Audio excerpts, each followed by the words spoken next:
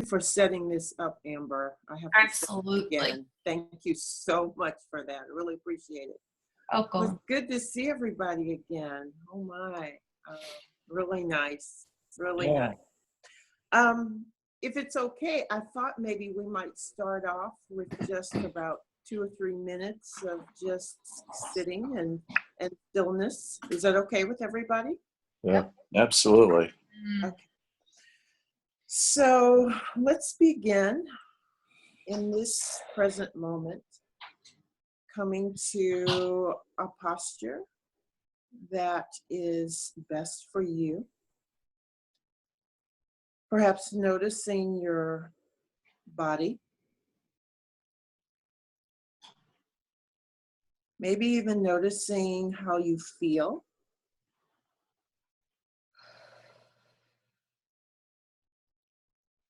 And then perhaps bringing your attention to the point of contact between your body and the surface that is supporting your body. Seeing if you can maybe bring your awareness, if you would like, to that point.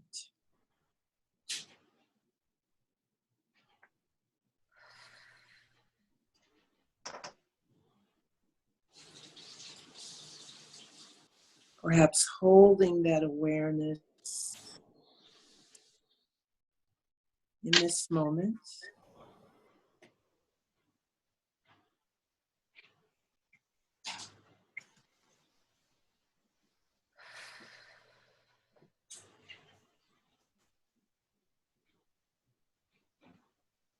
And from this point, perhaps shifting your attention, if this is useful for you, to your breathing.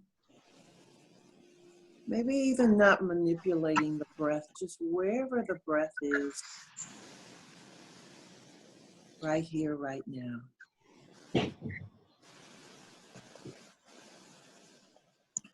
Another choice is to notice the sensation of your hands, maybe resting on your thighs or somewhere else.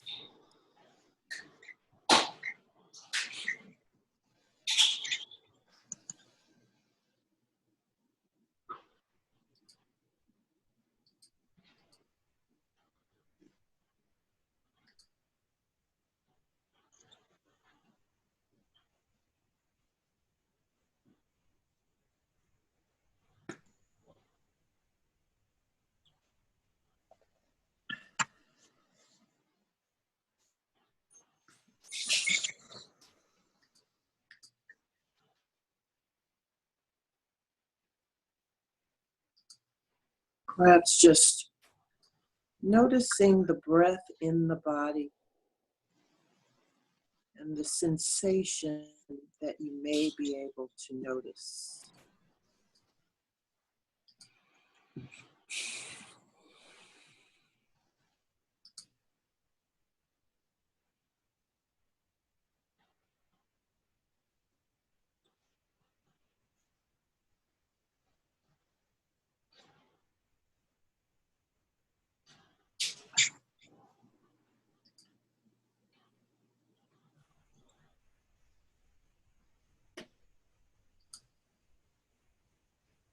How does it feel to breathe?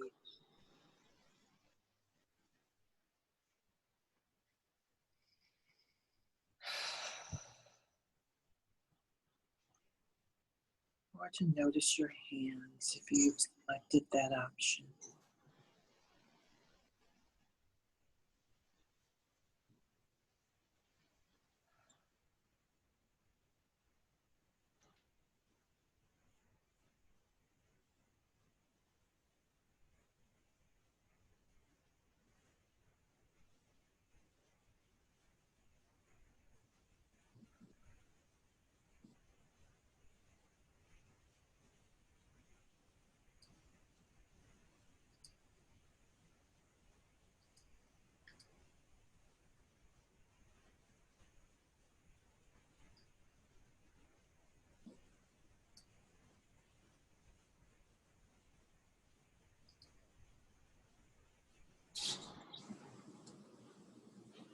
And then when you're ready, You can bring our attention back to the group.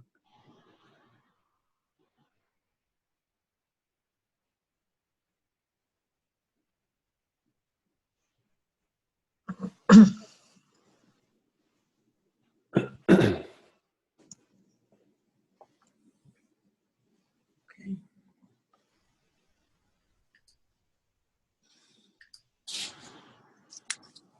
Okay, is everyone ready?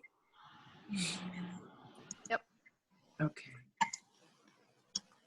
Amber, I just saw, I don't know if everybody else sees this, but it looks like Manu, is that you or is that her that's trying to come through? That is Manu, and Okay. she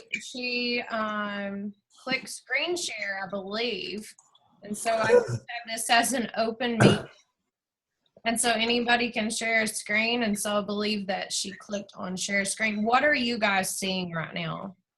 She's signing in. So you guys are seeing that, okay? Yes. Mm-hmm. Oh, okay. Let me see. I'll click on.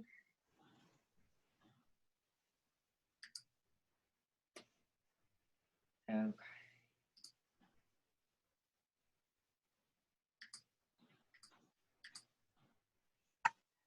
I'm gonna make Sydney the host for a second. There we go.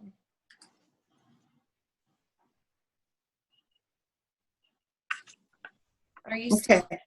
still can you still see, do you still see her page? Yes, I do. Mm-hmm. Let me see if I can get access to her and try to get in there and take it off. I'm not sure if she can hear us or not.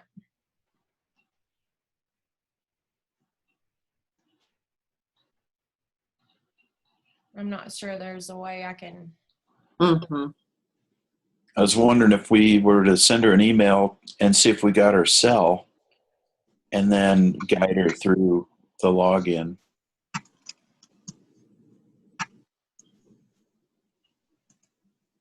Hmm. You guys, while you're working on this, I'm going to apologize in advance. It's not a matter of if my dog barks and interrupts this. It's just when.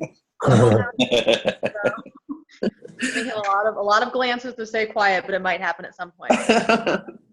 No His name problem. is Harvey. He's very happy to be part of the group today. That's all right.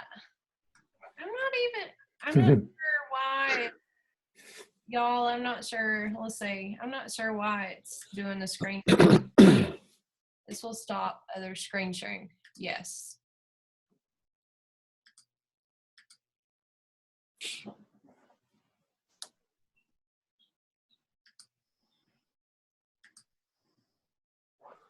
My phone is ringing. Yvette, are you still there? I am. Oh, there she Oh, is. we can see you. You can see me. Hi.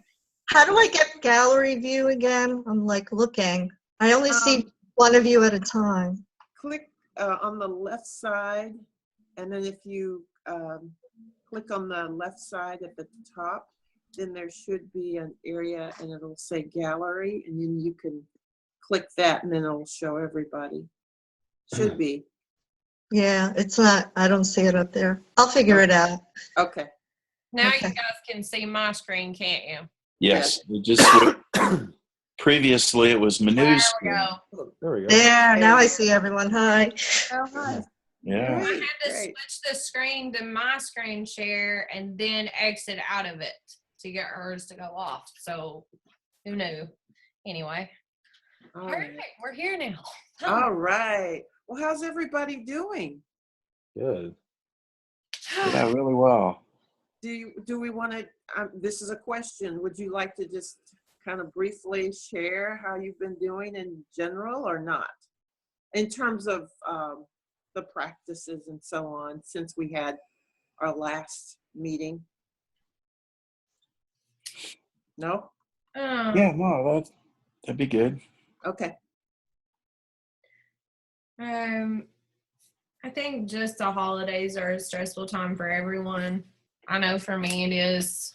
And I have a harder time this time of year. So it's been a little harder to stay consistent in doing my mindfulness every day. So the struggle of not having the accountability every Saturday has kind of been like, oh man, I wish I would hold myself more accountable in doing it every day. So that is the first thing. But I definitely have noticed a difference in like my anxiety going up and down because I haven't been like doing it as much. So the accountability is a beautiful thing. Plus, I've not been able to go to yoga for 2 weeks, so that's really Yeah, yoga, right? I hear you. Man, Okay, thanks, Amber. I've been using it kind of not as dedicated time, but finding the moments. And then like driving, I've really used it to kind of back off and just calm myself more and not worry about the little things. And then again in racquetball, I've been finding that if before I go in and play, or even sometimes during play, that I'll use it to calm my mind and stay focused and not be thinking about mowing the grass or things like that don't really help my game. But I still got other things I need to work on in the game. So I haven't seen a lot of success there, but I think I've gotten my mind on things better to keep it from, the chaos that occurs. Yeah, great. Thanks, Steve. Anybody else? I think it's been a survival strategy over the past week with the election. It's really helped me stay present. I've definitely needed to meditate for a substantial piece of the day every day, even a couple times a day. But I find the more I use it, the easier it is as a go-to. And I'm just trying to stay positive and hopeful during this time, and it's helping me do that. Thanks, Sarah. Mm-hmm. I'm really sad that Manu's not able to talk. I know. It says she's in the group though. It But says she's there. It says I she's wonder if you can here. hear So us. it's kind of confused why she wasn't able to sign in. I'm like, I wonder if she's in. I wonder if she could like type in the chat at the bottom right if she can hear us or not or something. Yeah, yeah, I'll do that. Who knows? but it looks like she's on, so I don't know. Yeah, Manu, if there's some way that you can communicate with us, like Joe said, through the chat or whatever, let us know. Yvette and Joe, I mean, you don't have to. I was just asking. Yeah, I connect with what Amber was saying about the holidays, and my schedule gets a little kind of disorganized and take time off in different weeks. Different things are happening that usually don't happen. So yeah, just trying to remember to be present through all of that. But sometimes it gets a little trickier because I don't have the same routine where I may, try to meditate at a certain time every day. But yeah, doing okay. Feeling a little, after this last week for some reason, a little scattered, a little splintered more than usual. So this is nice to check in. Thanks, Joe. Yeah, and I've been practicing more informally, which tends to be my style, moments throughout the day. This week with health issues and a parent and the election, post-election stuff, I'm just noticing a lot. There are those choice points of do I go with fear and depressed mood, or do I choose faith and groundedness? I don't know. Mm-hmm. So, and just noticing that when I don't practice, the brain starts to go back to that default position. So, and that it's very simple to just really try to shift your attention to something that really works for you. Like, for me it's nature and sounds. So just trying, it's good. I'm really glad to see you all. I'm sorry I wasn't there the last time. We missed you. Yeah, bye. Yeah. It's great to do this. And hi to Manu too. Yes, yes.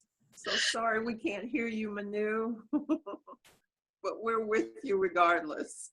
Yes. I should be able to watch the video as well. So that will. Yeah, definitely.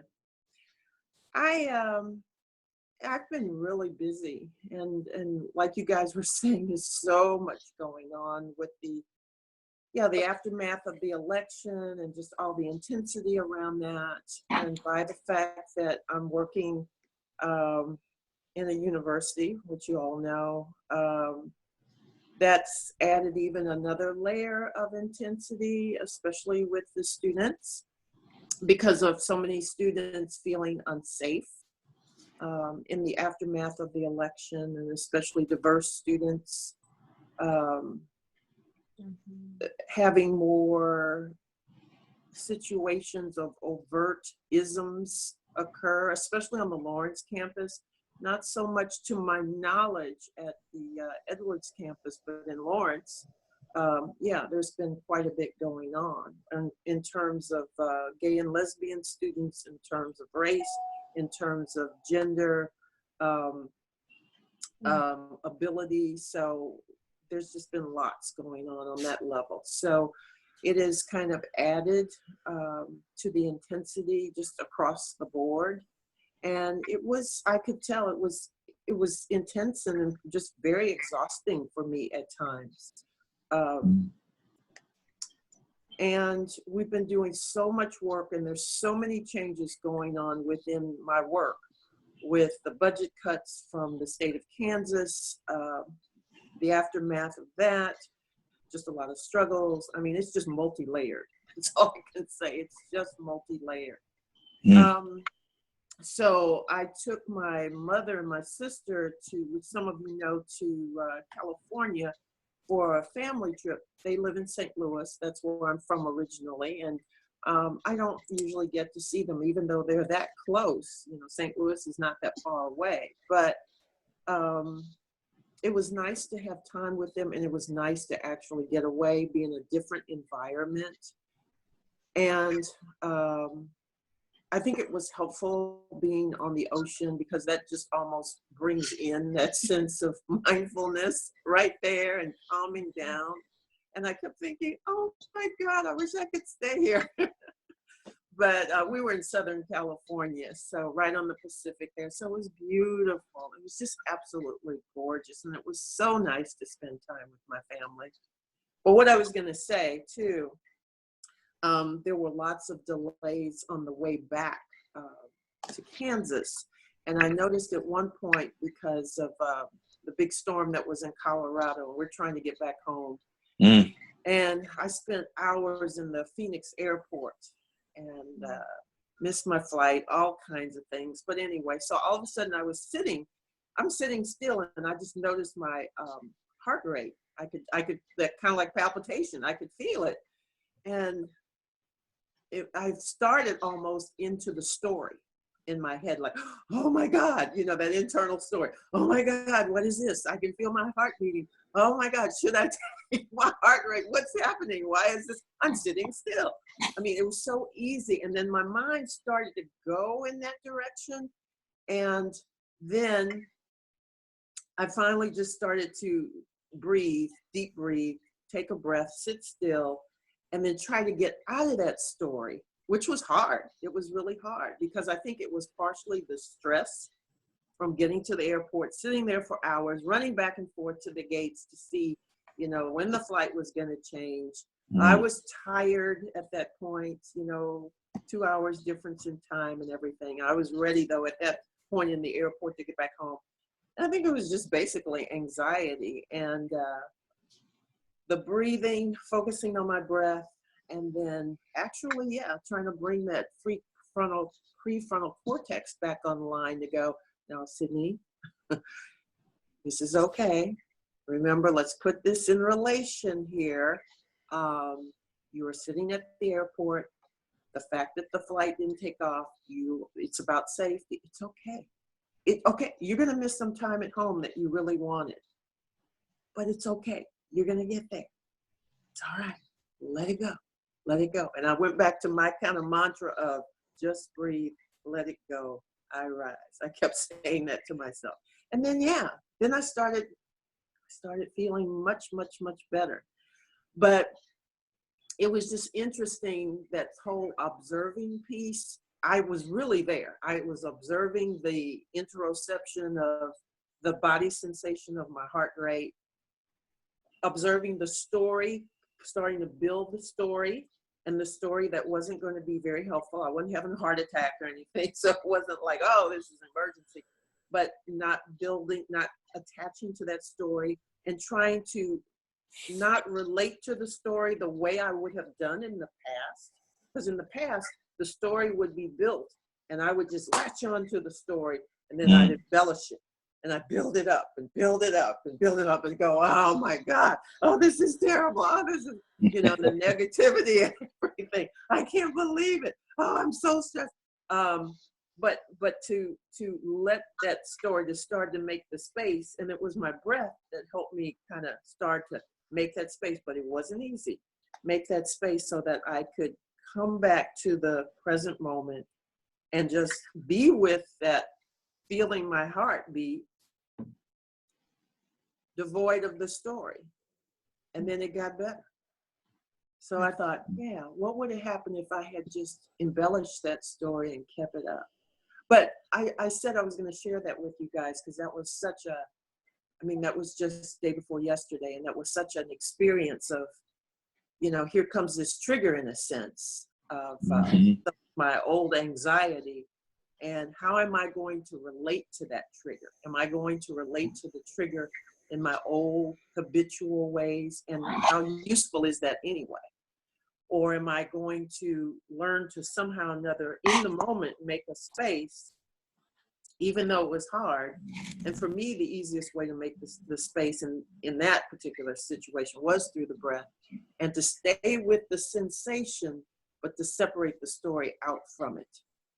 Because staying with the sensation, for me, was more useful for me to process that in that very short period of time than to ignore it, suppress it, act like, oh, it's not happening, kind of thing. So anyway, just a story that's very true of how it's so easy to go back to those old habits. So easy in the moment. When things are busy, you're tired, kind of stressed, and what do you do? So long story, but just wanted to share that with you. I was reading in The Power Now and yesterday, and there's this perfect little snippet to describe that, exactly. So I want to read it. It's like a little paragraph. Yeah. It says, intense presence is needed when certain situations trigger a reaction with a strong emotional charge, such as when your self-image is threatened, a challenge comes into your life that triggers fear, things go wrong, or an emotional complex from the past is brought up. In those instances, the tendency is for you to become unconscious. The reaction or emotion takes you over. You become it. You act out, you justify, make wrong, attack, defend, except that it isn't you. It's the reactive pattern, the mind in its habitual survival mode. Yeah, that's perfect. That's exactly what happened. And then he goes on, he says that identification with the mind gives it more energy. Observation of the mind withdraws energy from it. Identification with the mind creates more time. Observation of the mind opens up the dimension of the timeless. And the energy that is withdrawn from the mind turns into presence. Once you can feel what it means to be present, it becomes much easier to simply choose to step out of the time dimension whenever time is not needed for practical purposes and move more deeply into the now. Right? Yeah, yeah. What page is that? I have that book, Amber. Page starts on page 57. Mm-hmm. Hold on a second. Actually, that may be wrong. Well, around page 57. 55. 55? Bottom of page 55. Yes. Well, and I think too, it was interesting because I started observing my observing, if that makes sense. Like I was observing that I was observing in that moment, which that's the other part that makes the space too. The observation in and of itself of what is going on. You know, it's like the camera lens is turned this way. And it's like, okay, Sydney, I can see that you're thinking this, you're doing this, you're reacting this. So observation starts to separate, or was separating myself from my old story that I would so automatically want to, you know, attach to. So it was, I was very, very conscious. And I know it's because of this practice, because I have been practicing mindfulness. And that to me was a practice of mindfulness in the moment of something that was very stressful. And noticing that, yeah, here you go. Okay, so you have a choice, as you were saying, Yvette. Which way you're gonna relate the old way, or are you gonna form a different relationship to this stressor that in the scheme of things really wasn't a big deal. There's much worse things in life than what I was going through. So that I think is real interesting too. Of I have honed in the ability to truly, I think, observe myself, and I think that the meditation, the yoga, the breath practices, all of that has helped me. And I'm noticing the difference from what, like I said, the way I would have reacted years ago versus the way I'm acting now. And not trying to beat myself up when I start down that path. Because some people, when they start this practice, they will say, oh my God, but you know, I shouldn't have been thinking about that. And they start to, you know, become very negative toward themselves for even doing it. Like I should be perfect. But no, it's not that at all. It's the idea that you can really notice, what is happening in that moment, and you're observing that, and you can make those choices then when you create those spaces. So Well, I think sometimes too, it's comforting to go back to what we've always known, right? It's comforting to go back in our minds, to go back to the anxiety, because at one time it was comfortable. But you get to a place where it's uncomfortable to go back. Like that's what I strive for every day. I want it to be uncomfortable for me to go back to that anxiety, the depression, the falling into the cycle that I once, you know, was in and didn't even realize I was in it. And it's really hard because I want to, like, I struggle with seasonal depression. So this time of year, it's really hard for me. And I don't do the holidays well. It's just a harder time. I don't like cold weather. And so I found myself in the last couple of days, you know, with all of the holiday stuff coming up and the trees going up. And I'm just kind of like, I'm just kind of down. I'm just kind of heavy. And I keep telling myself, okay, I'm just going to observe this feeling that is coming up inside of me, and how am I going to react to it? Like, am I going to fall into it? It's like the river going by. Like, am I going to fall into the feeling of feeling depressed, or am I going to stand back on the riverbank and observe it go by and be okay with it going by?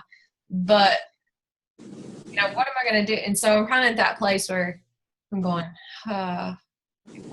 what am I going to do? Am I going to jump in the water, or I'm just going to stand back here and observe it. And so I'm really glad you shared that, Sydney, because that helped bring that perspective into me, because last couple of days I've really battled with that. I'm like, how do I, do I fall into the depression that I've always had this time of year, or do I just observe it and be okay with it and just keep going on, Yeah.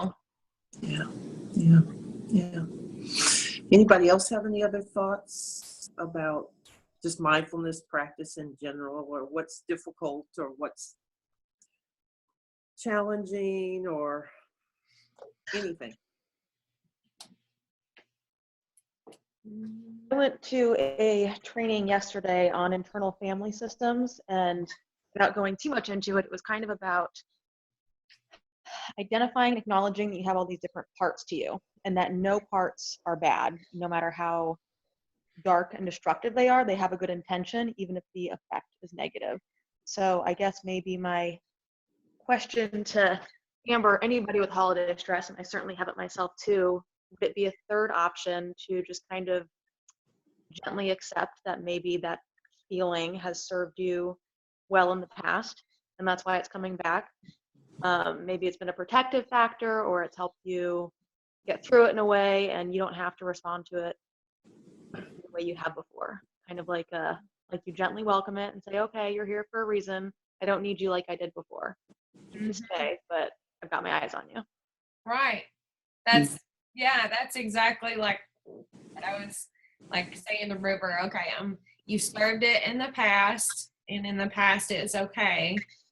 But that's exactly where I'm at. So I'm glad you just reaffirmed that, because I'm like, okay, I'm going to observe this, but I'm not going to fall in the water. Yeah. I'm really glad you mentioned internal systems, because I've been studying it for the past year, and I'm like listening to everybody and kind of unpacking this. And so, for instance, this whole thing of choice points and intense presence, and what do you do in that moment? So I'll try to be as brief as possible. Right now, what I'm starting to work with is I'm now in the position of the choice of being a caregiver for a parental abuser. So you can imagine that that's bringing up a great opportunity for healing and growth. And so I have realized recently that there is a big part of me that is very attached to a story of being a victim of this person. And through the mindfulness, I'm able to, just for brief moments, because that's all I can tolerate, touch this part of me. And the way in is, again, attention to the physical sensation of that story or emotion in my body, and breathe and be with it. And I believe that physical sensation of depression, fear, which feels like this real dark heaviness in my heart, is an internal part, a protective part in its intention, if we bring in internal family systems therapy, that is calling for my attention, the attention of my higher self or my grounded self or whatever, and that I don't necessarily have to, that the work is to even just get to know it very deeply, to feel it, not necessarily to get rid of it. And that, so I'm trying to build my tolerance with that, because that part of me is very attached to maintaining itself in a victim role. And I have to believe that that's a defensive pattern, a protective pattern. It really does believe it's doing something in my best interest, you know. But the other parts of me, okay, which have other sensations that I can work mindfully with, have a lot of feelings toward that part.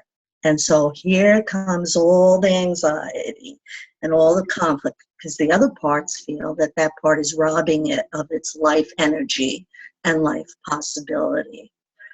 So to bring in the self-compassion piece mindfully is to really have a respect for how scary it can be to sit with these energies and these different strong parts, you know, and if I can just start to touch them for a moment or two, and what is the mechanism by which I can touch them? Like Sydney, in your example, you said it was the breath and whatever mantras or whatever to be able to stay with those physical sensations.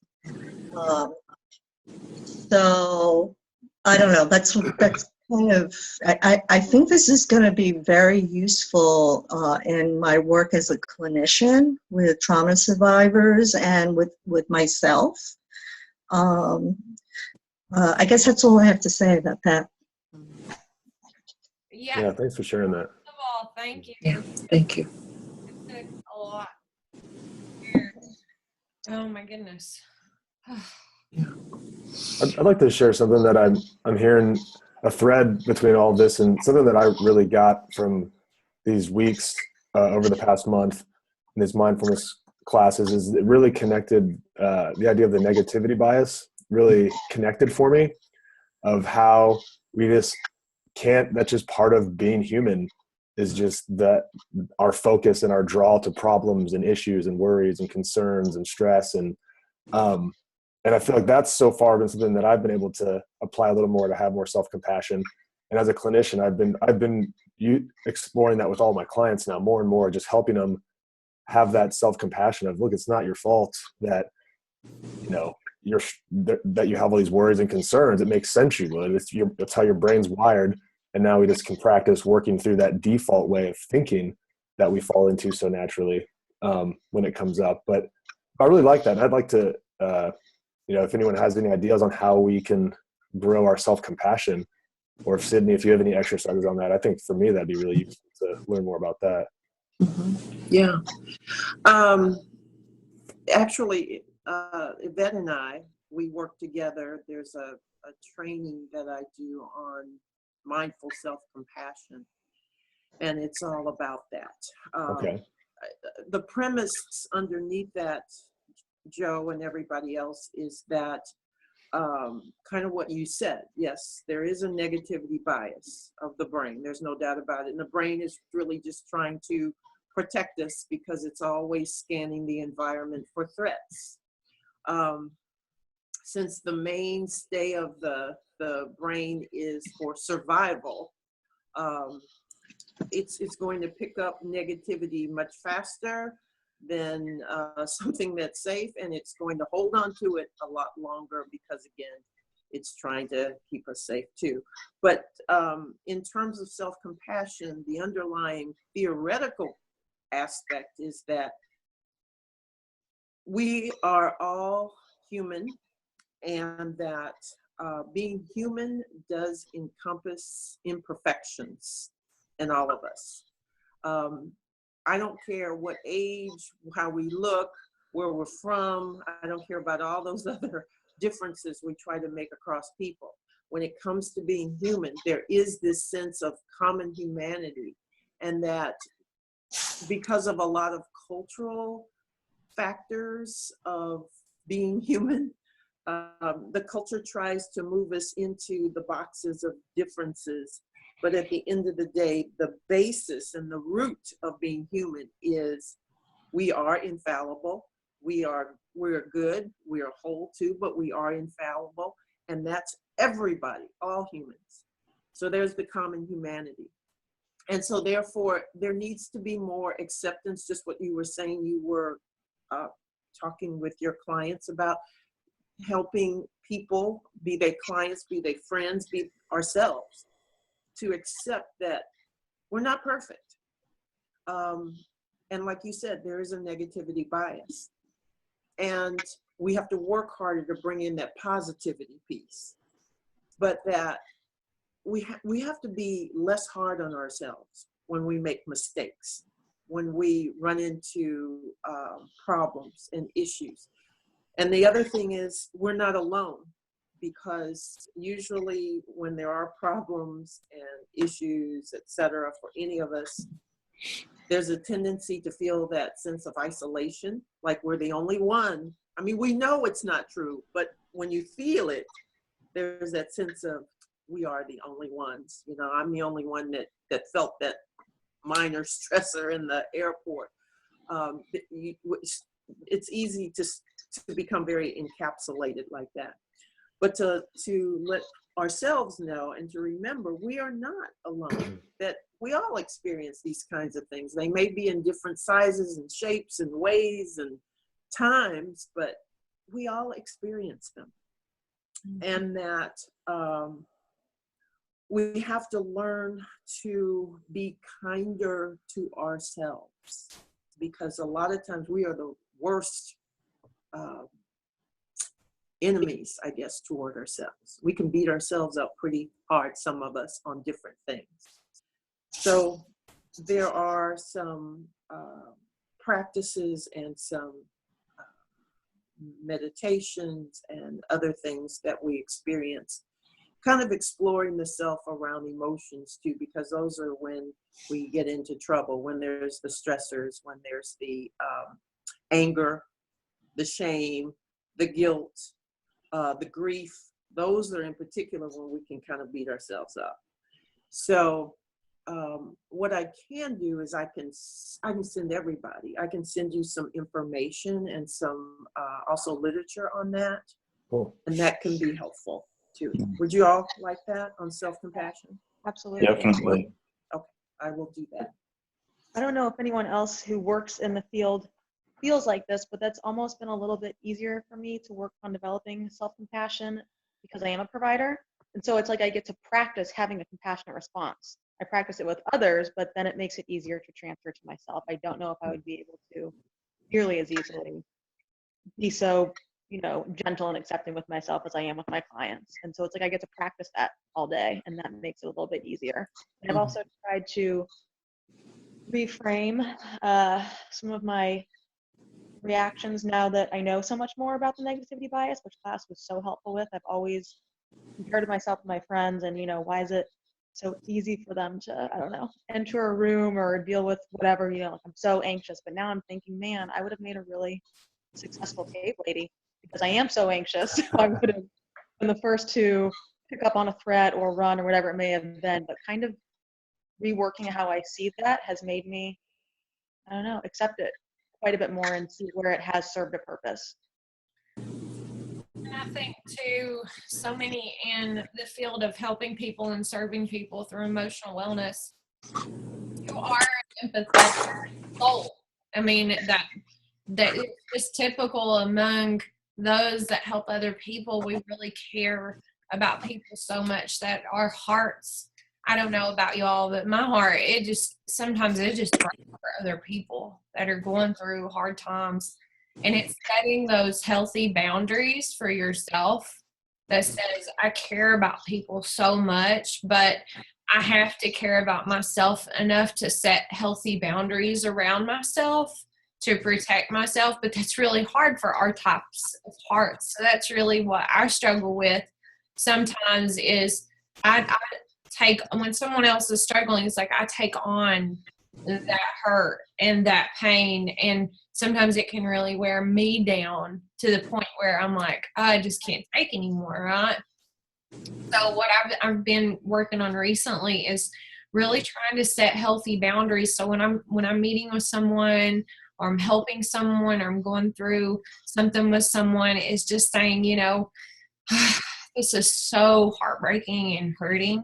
Like there's a piece of my heart that's breaking for this person, but I have to bring myself back around and say, this is them. This is what they're struggling with, and I can't take on the weight. I can't take on the heartbreak. And that's really hard. And so I know a lot of families are struggling right now during the holidays, especially ones that I know personally that have lost somebody in this last year, or lost a mom or lost a dad. And man, it just really drags me down. I can relate to that because I lost loved ones in 2012, and so I can relate to that. And so, do you guys have any tips as in your field of how you protect yourself and you keep that self-compassion and kindness going for yourself when you're helping so many people that are maybe going through a hard time or struggling? Any? Do you guys?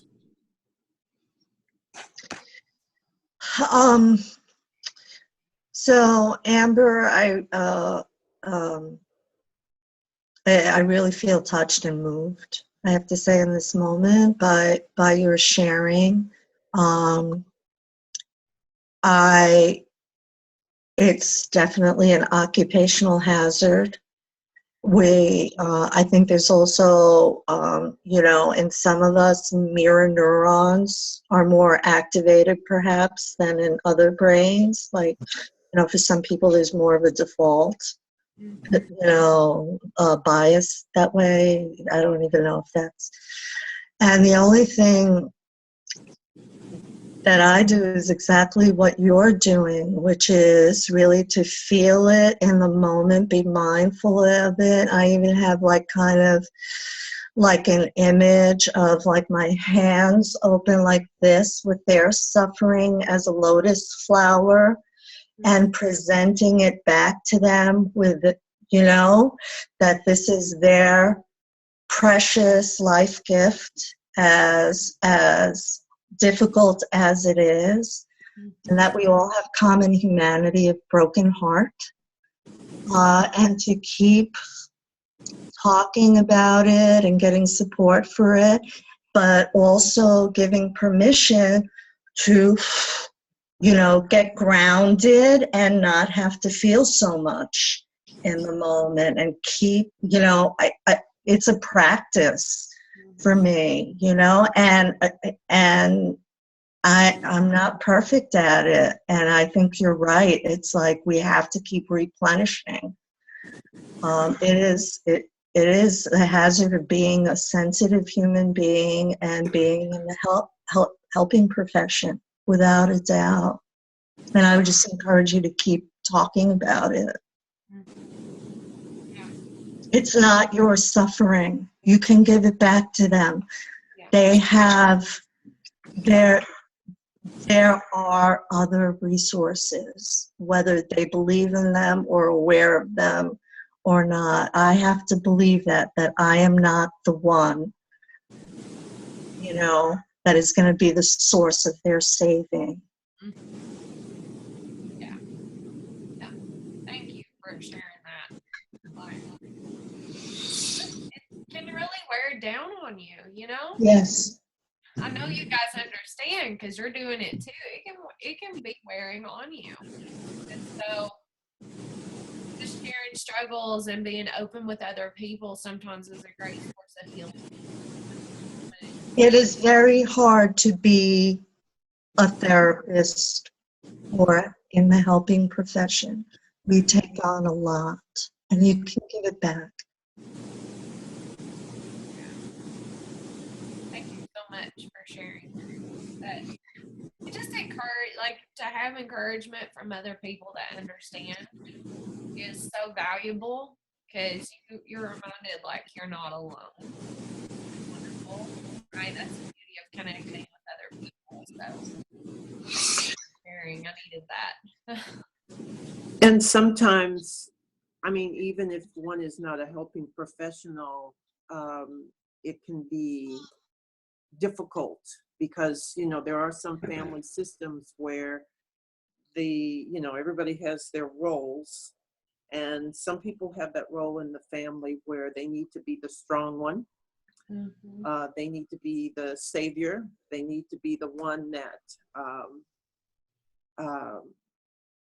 is the one that helps other people, Mhm. you know, be it whatever, or help the kids and help everybody else, help aunts and uncles. And I mean, there are those family members too that end up feeling kind of overwhelmed with trying to help everybody. Or people in the family will come to them, you know, whether they are in a health provider or not a health provider. That I'm just saying that dynamic and that struggle can be non-professional as well Yeah. for some people and some families.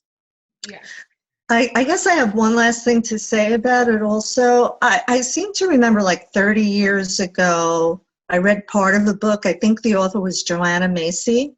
And what she was talking about is that as human beings, we have heartbreak about all the violence, history of violence and war and cruelty and starvation and suffering, yada, yada, yada, and we wall that off in ourselves. That just the mere fact of being a human being, we have heartbreak about that, and we try to, you know, like wall that off. So I guess, Amber, it's like, welcome to humanity, you know? Like, there is nothing wrong with you that you struggle with that. Right. Yeah. Well, there is about 1 minute, actually. I have 1 or 2 minutes, I think, if my watch is correct. I'm not, what time is it that you guys? It's about right, yeah. Okay. Before the end, I still have California time. I need to change that. So I want to say thank you for everybody for your presence today. And it was just really good seeing all of you as well, no doubt about it. But before we close, I do want to tell you that I did check with, it's called the Awaken Whole Life Center out at Unity. And the event manager, I'm looking at notes, the event manager said that she would call me back. They do have some yoga classes on Saturday. I was looking at, you guys said March, right? It was kind of March. So I was trying to go around spring break. So I was looking at the latter part of March or even April 1st. Is that a problem for you? It's a Saturday. April 1st, April 8th are Saturdays as potentials. I just left some dates with this event manager, and she's supposed to call me back next week about availability and so on, because they have to work around their regularly scheduled yoga classes.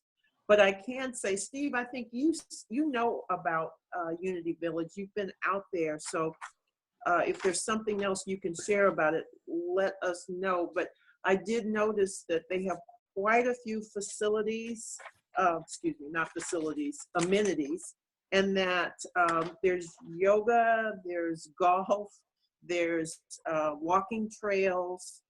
Where's my other note? And they have food services out there, and then they have spa services as well, if somebody's interested in that.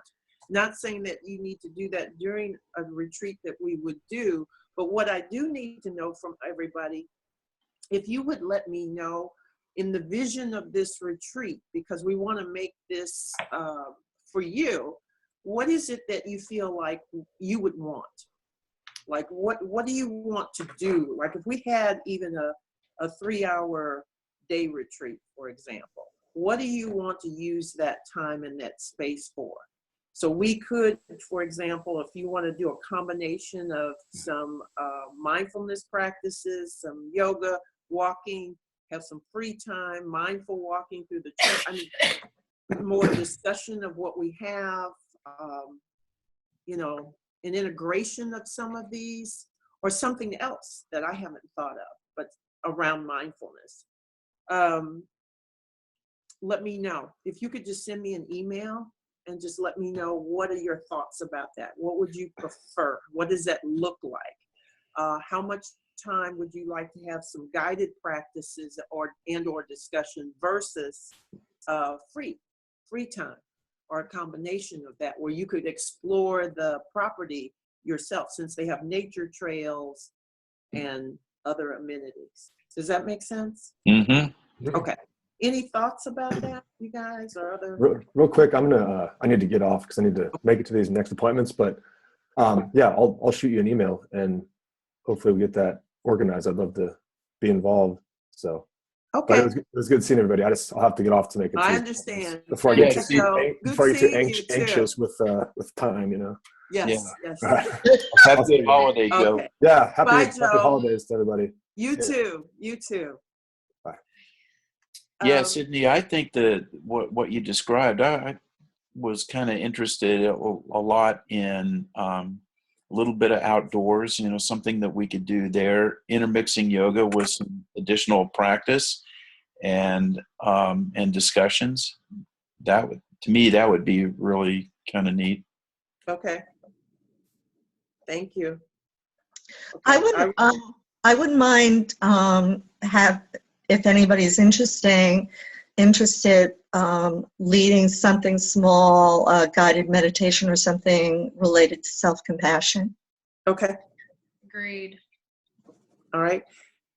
And if somebody, I'm glad you said somebody, because if somebody has an idea where, I think, Sarah, you had said something about mindful eating, for example. So if somebody wants to do a segment of that, I mean, it could be 5 minutes, 3 minutes, 10 minutes, whatever you want to do, or more.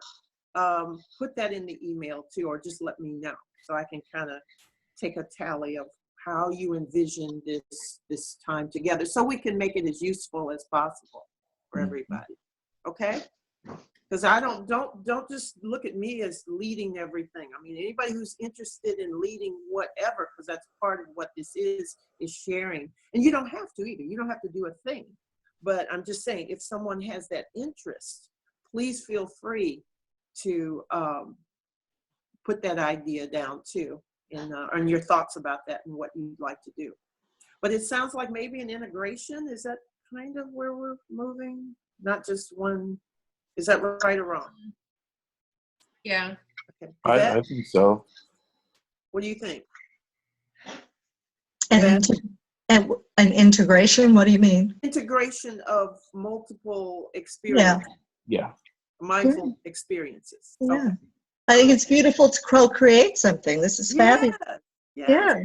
Yeah. Well, thank you so much, you guys. It was great seeing all of you. I will keep in touch with the construction of the retreat, capture your ideas. I'll just keep you posted. I hope you have a great holiday. If there's something else you need to share with me or any other ideas, let me know too. And Manu, I think that was her on the phone. I'm sorry I didn't catch it. I think that was Manu trying to call me while we were. So I'll call her back. And so I'll we can just make let her sure. know that I'm going to send the email with the YouTube link. So Okay, good. That's perfect. I hate that she wasn't here to be in the, conversation. Yes. She'll be able to go back and watch it. So. And then Mary and also Candace, I'll keep them posted too. So anyway, thank you so much. It was delightful seeing you guys. I'll be back in yoga class this Monday. How did that go? And you guys can go if you need to. But I wanted to ask Amber and Steve, how did that go last week? Yeah, last week Vivian was the sub, and Vivian pretty much has her normal routine that she goes through and works through. There's not a lot of variation or customization. But yeah, it was great. I mean, and we had a pretty full class too. So, and the time has changed now, Julie. Oh, that was a confusion. Yes. That night, because I had not gotten any notification of the time change